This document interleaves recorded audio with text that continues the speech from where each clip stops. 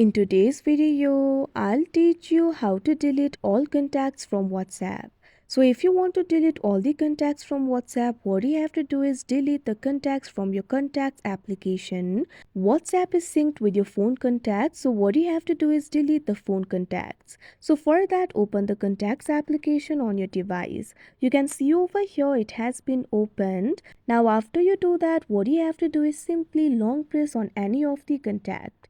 Now tap on the three dots that you can see at the top right corner of your screen. Tap on this option, select all.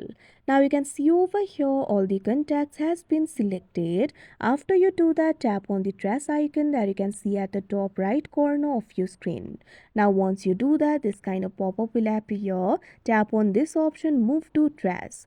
Now after you do that, you can see over here all of your contacts has been deleted. That means all the contacts have been deleted from the WhatsApp too. So like this, you'll be able to delete the contacts. So that is how you delete all the contacts from WhatsApp. I hope you found this video helpful. Thank you for watching.